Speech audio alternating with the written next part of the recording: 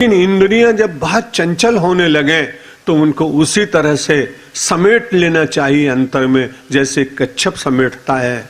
फिर चाहे जितने काम क्रोध लोभ मोह के कंकड़ लगते रहें, आप बच जाएंगे और आपके ऊपर उनका प्रभाव नहीं होगा। अर्जुन को भगवान ने कहा कि देखो, कर्म करना चाहिए तुमको, और अगर तुम कहो कि हम कर्म नहीं करेंगे, न कर्मणाम अनारंभात् नैष्कर्म्यम पुरुषोष्णुते न च संन्यसनादेव सिद्धिम समधिगच्छति। उसने कहा महाराज ये कर्म योग और ज्ञान योग छोड़ो। अर्जुन बड़ा अच्छा है, कहता मैं तो कुछ करूंगा ही नहीं। अगर मैं ज्ञान योग में नहीं जा सकता हूं तो मैं कर्मयोग भी नहीं करूंगा। मुझे ऐसा लगता है, हमारे यहाँ हिंदी में एक कवि हो गए, उनका मलूक दास नाम था। अब वो कुछ काम नहीं करते थे, आप उनके अनुयायी न बने ऐसी मेरी प्रार्थना है। वो चुपचाप पड़े रहते थे, कुछ करना ही नहीं। एक जने गया, बोले बाबा आप कुछ करते नहीं है। बोले तुम पागल हो, पंछी करे न अजगर करे न चाकरी, अजगर करे न चाकरी और पंछी करे न काम। दास मलूका कह गए कि सबके दाता राम। मलूक दास जी तो कह गए कि सबके दाता राम है, इसलिए काम क्यों करना चाहिए। और कल्पना करिए कि हम सब लोग मलूक दास के शिष्य हो जाएं तो इस संसार का होगा क्या।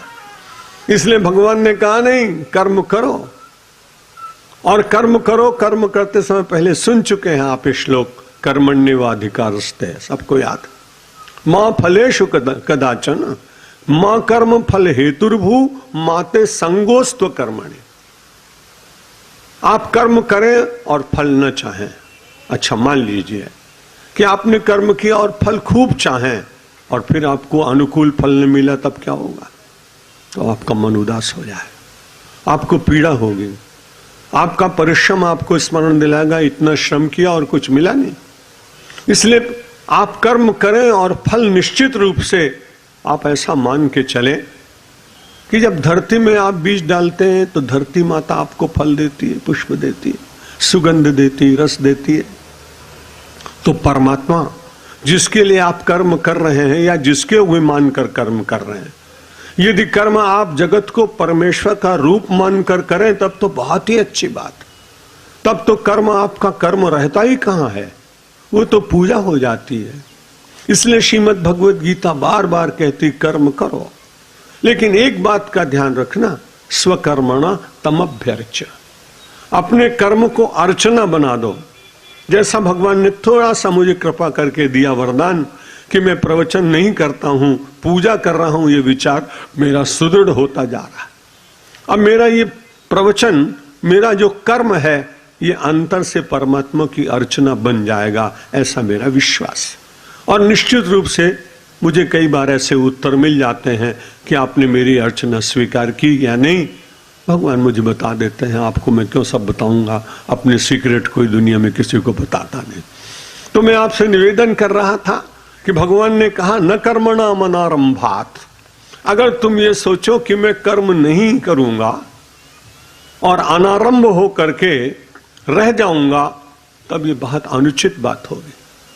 क्योंकि प्रकृति के जितने आलंबन हैं आप उनको देखिए, वो सब कर्म कर रहे हैं, और जिनके बिना हम जीवन में प्रकाश प्राप्त नहीं करते। आप देखो सूर्योदय, रोज भगवान आते। दो से तो मैंने बहुत प्रार्थना की, हमारे जैसे आदमी की कौन सुनेगा, इतना छोटा आदमी। मैंने सूर्य भगवान से कहा, इतने हजारों वर्ष हो गए, समय पे निकलते हो, थोड़ा विश्राम करके अपने हिसाब से आओ, जल्दी क्या है। फिर मैंने कहा आप भी वेकेशन पे कभी चले जाओ, कहीं हॉलीडे में घूमने के लिए। तो सूर्य भगवान नहीं गए। और दूसरा, मैंने अपनी मां गंगा जी से कई बार कहा, इतने वर्ष हो गए बहते बहते, थोड़ा विश्राम ले लो। मां ने कभी विश्राम नहीं किया। न कर्मणाम अनारंभात्, कर्म का आरंभ न करे और फिर आदमी सोचे कि मुझे कुछ मिल जाएगा, ये उसका भ्रम है।